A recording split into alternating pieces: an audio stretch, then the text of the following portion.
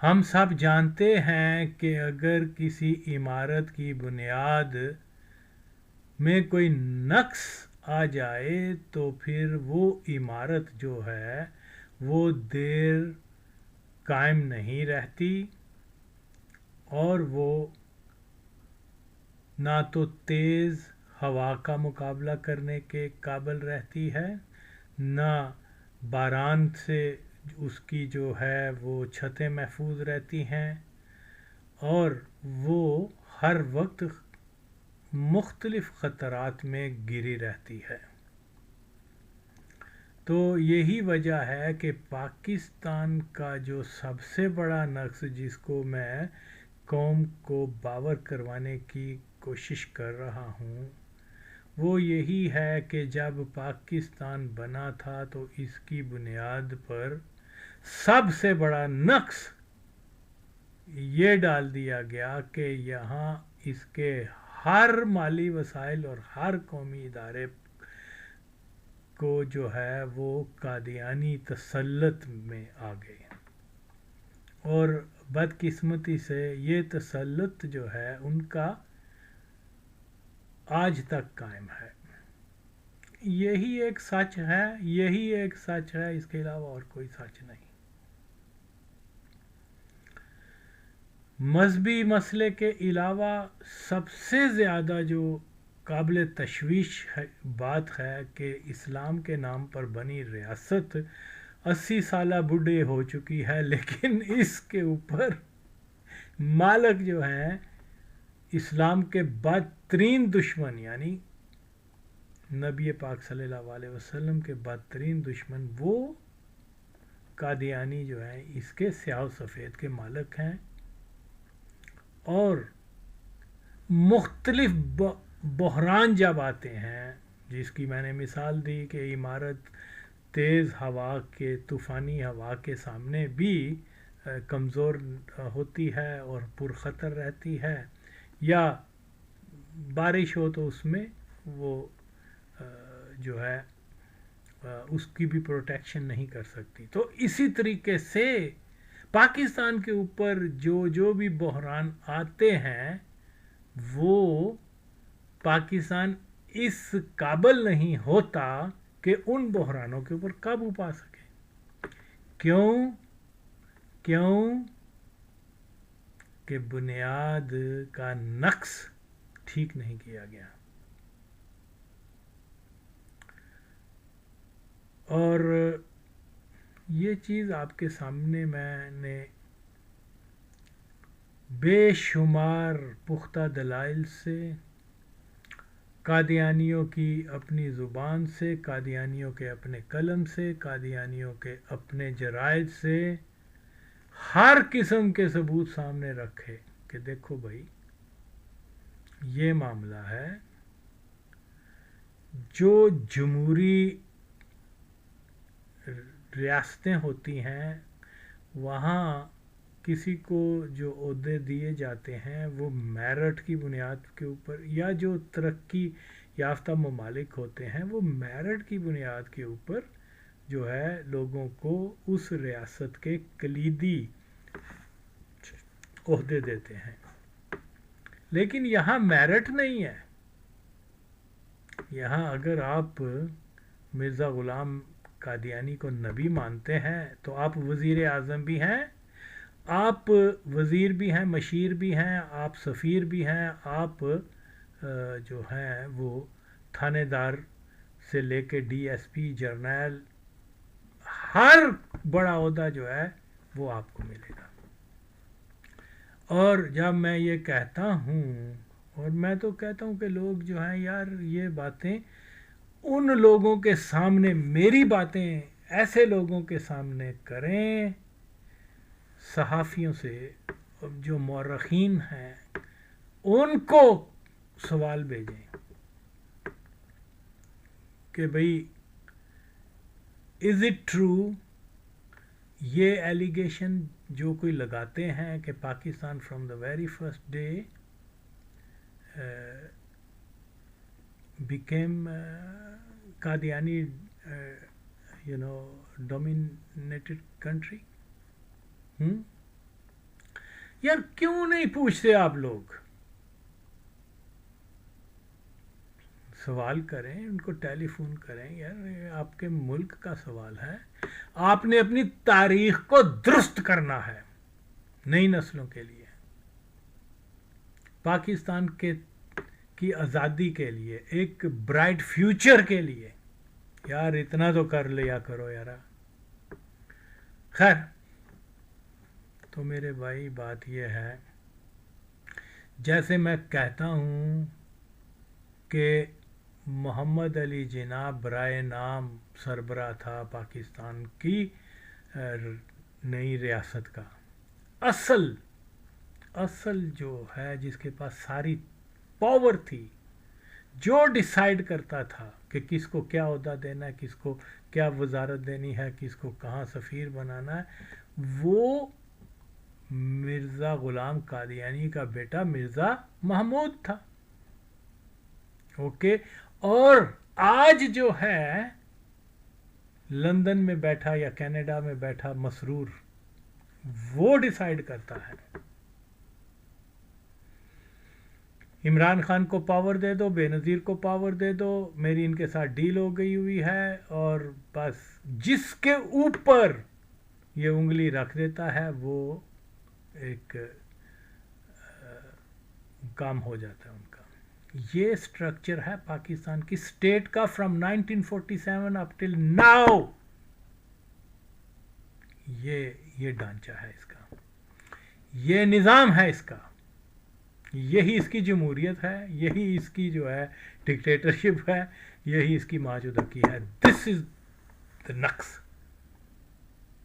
Okay, मेहनती लोग, intelligent लोग, 25 करोड़, ओके, और वो मुल्क जिसके लिए इनके बुजुर्गों ने अपनी जानों की कुर्बानी दी, बहुत स्ट्रगल की, ओके, लेकिन आज वो मुल्क तरक्की करने की बजाय एक,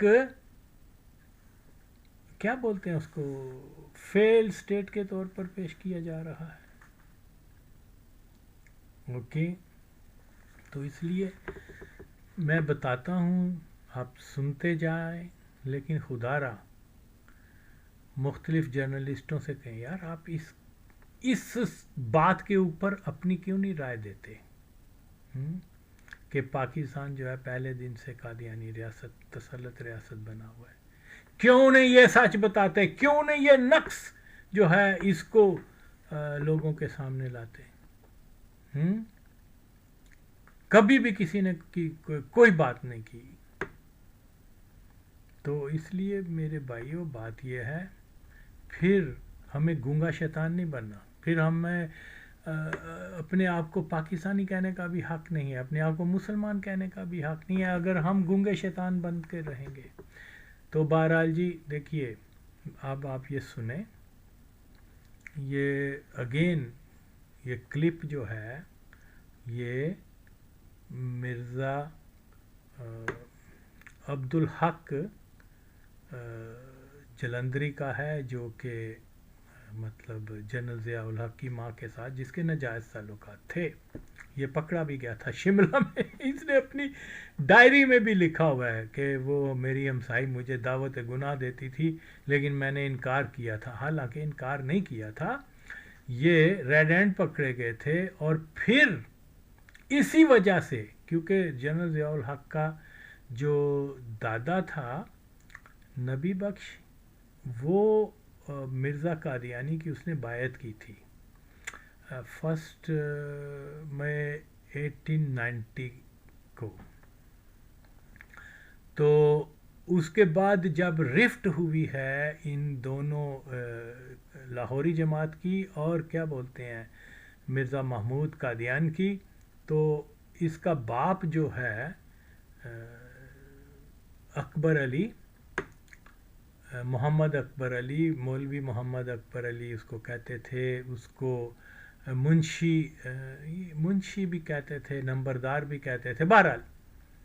तो ये बाबू, नॉट मुंशी, बाबू।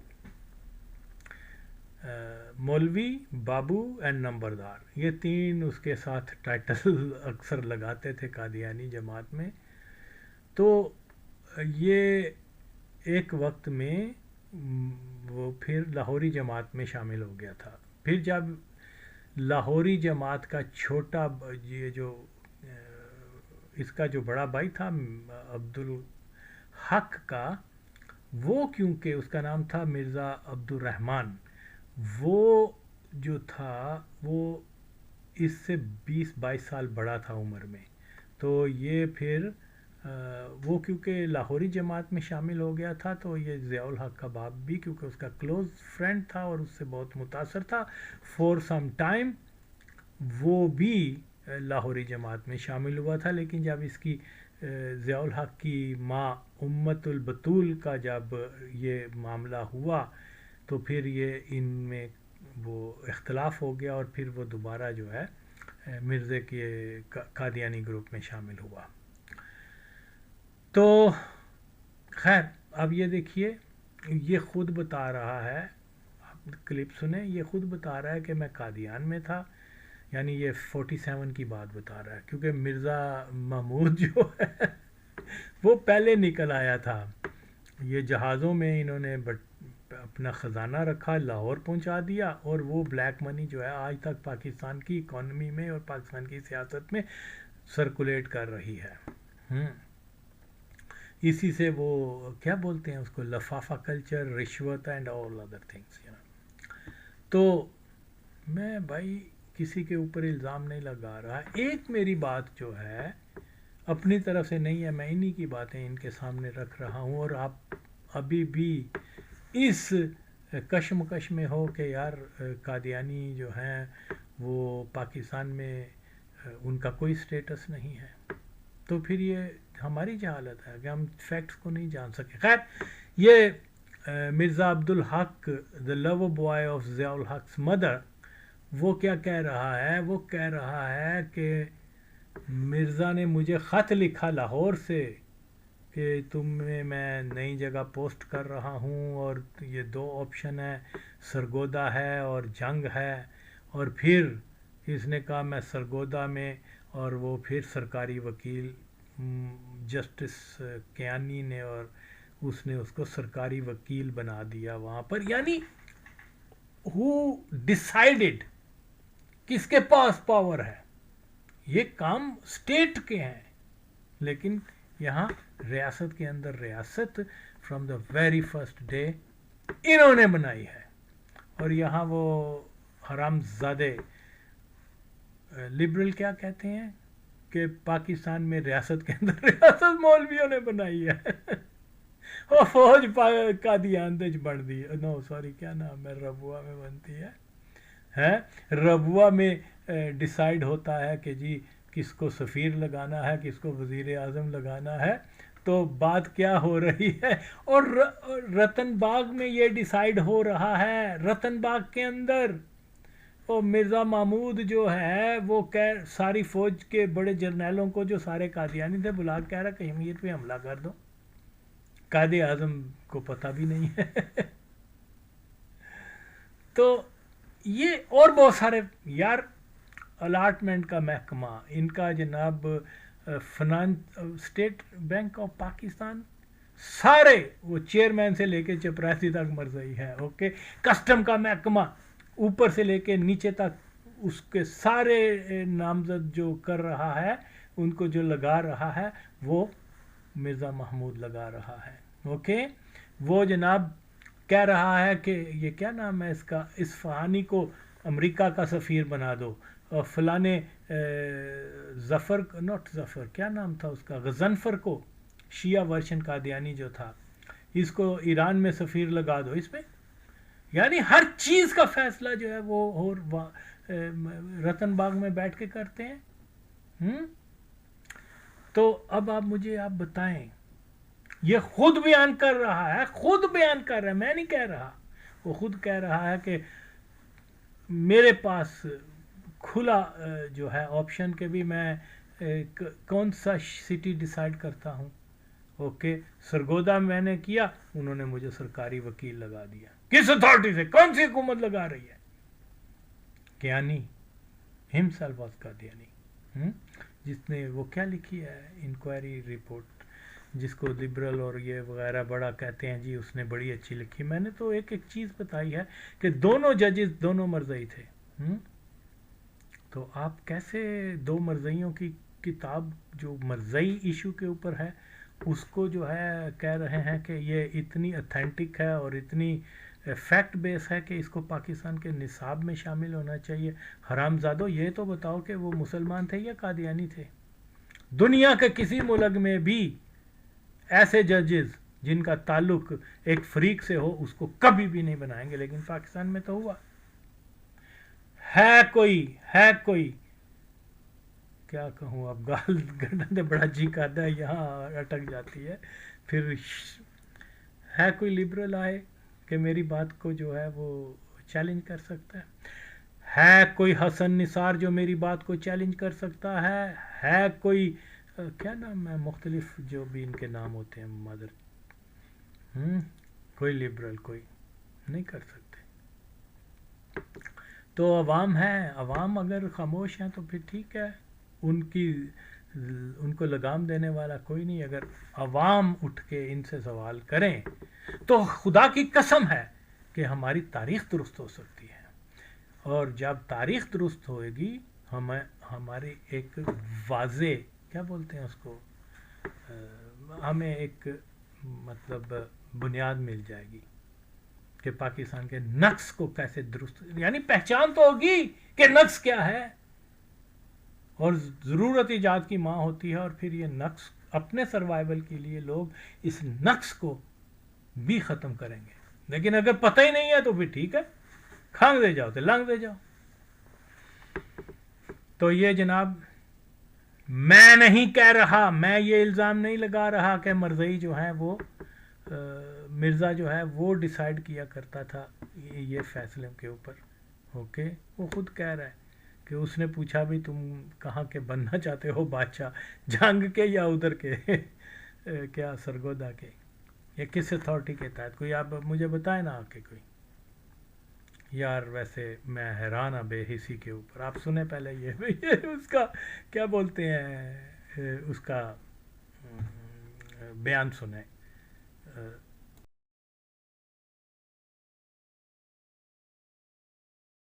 साथ आ जाए, फिर मैं उस काफिले के साथ आया। तो इस तरह फिर हुजूर ने वही मुझे ये भी ख़त लिखा कादियानी लाहौर से कि हम जहाँ आबाद हो रहे हैं वो ज़िला तो जंग है लेकिन सरगोदा उसके ज़्यादा करीब है, तो आप इन दो में से एक जगह तजवीज़ कर लें अपने लिए प्रैक्टिस के लिए। तो मेरे लिए दोनों नई जगह थी, तो ये चूँकि लिखा कि करीब है ज़्यादा सरगोदा, इसलिए मैंने सरगोदे को लिख दिया कि सरगोदे में करूँगा। तो उसके मुताबिक मैं सरगोदे में आया। फिर कियानी साहब ने जब मुझे सरकारी वकील मुकर्रर किया तो कहा कि कहाँ पोस्ट होना चाहेंगे, तो मैंने कहा मैं तो सरगोदे के सिवा कहीं जा ही नहीं सकता। तो फिर उन्होंने सरगोदे पोस्ट कर दिया। तो इस तरह उस वक्त से फिर सरगोदे रहे हैं। जी सुन लिया आपने, मैंने कोई अपनी तरफ से कोई बात नहीं कही। ज़िया-उल हक की माँ का आशिक जो है वो खुद बता रहा है। ओके, मेरा सिर्फ ये सवाल है कि भाई ये अगर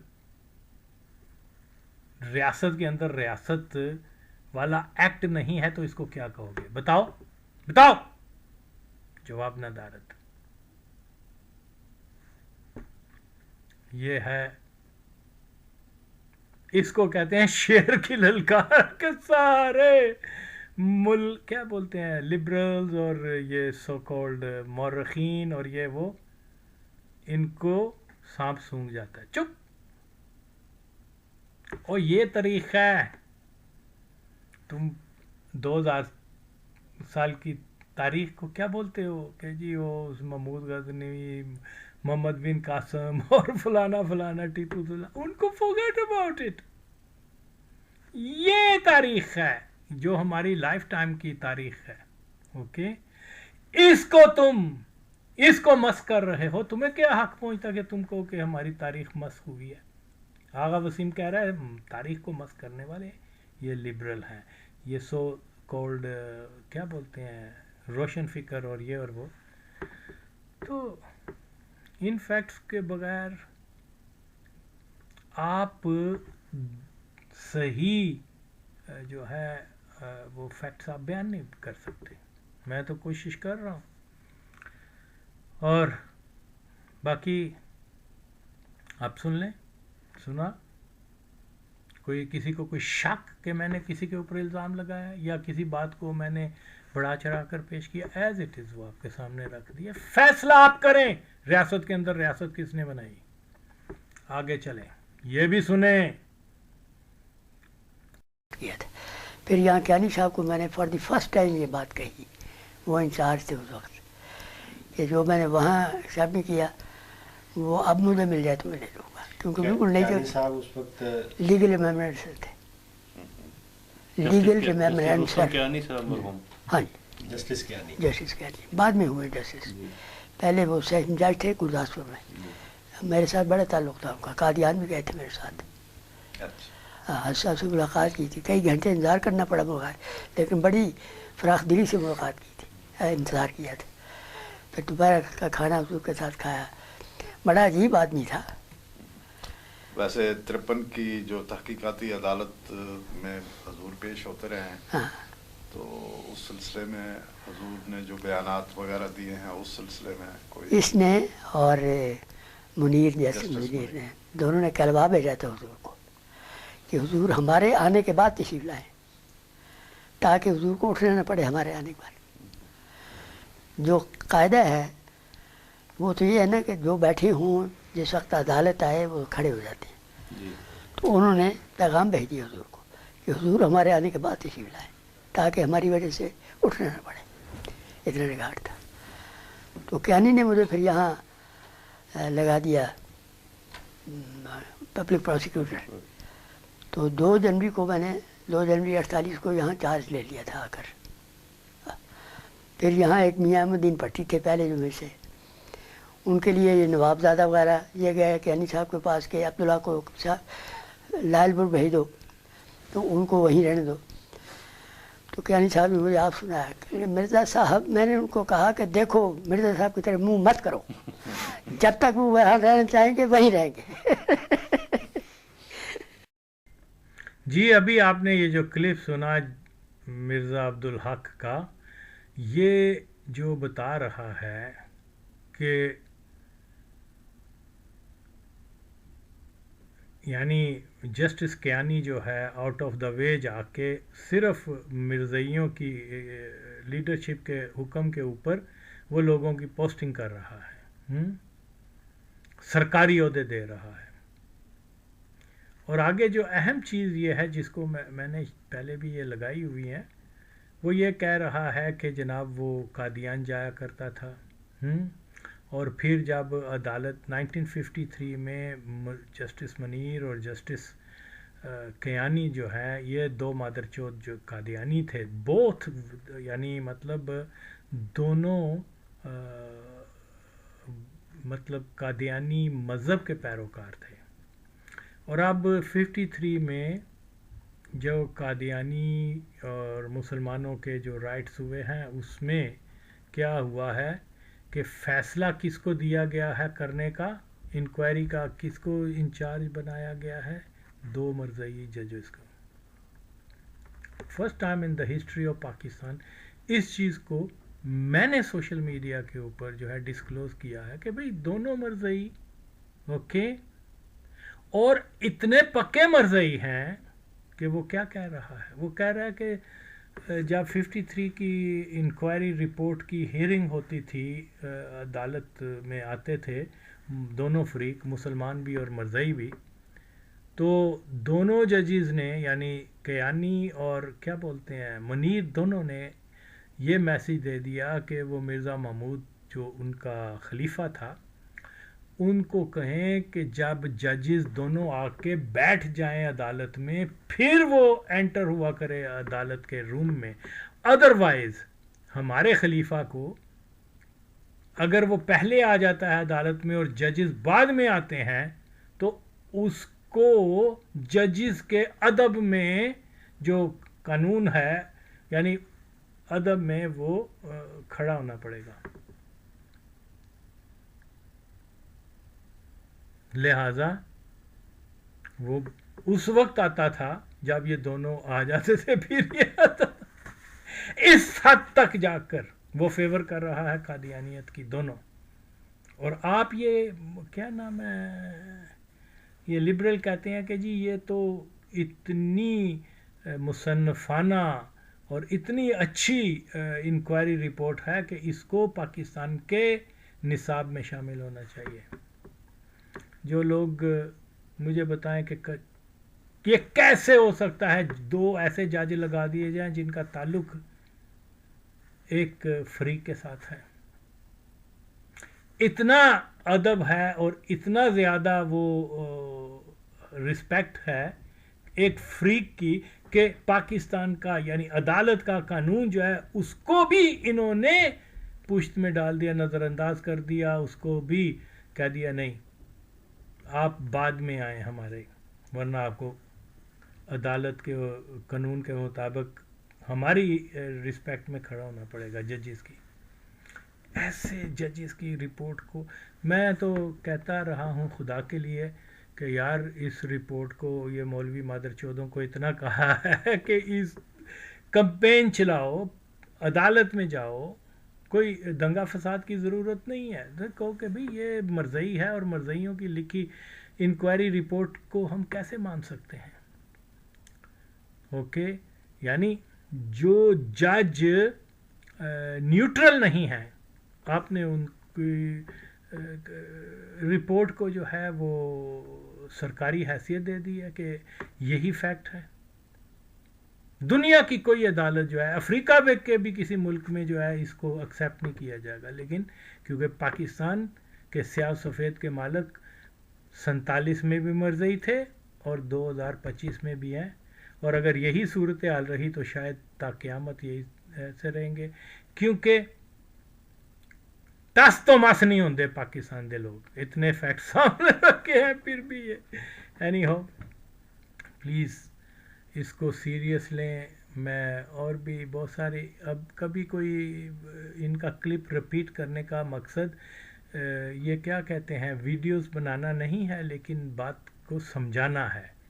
اوکے کہ آپ ان چیزوں کو سیریس لیں, اور اس کے بعد جو ہے جب میں بارہا کہتا ہوں کہ پاکستان کی تاریخ کو درست کرنا ہم سب کا فرض ہے. ہم جو اس جنریشن سے اس وقت کے جو ہے تعلق رکھتے ہیں, یہ چیزیں جو ہیں آپ کے سامنے آئی ہیں, تو خدا کے لیے آپ پہلے اپنے ملک کی جو وہ ہڈن ہسٹری جو ہے جس کو مسخ کیا گیا ہے اس کو تو درست کرو یار.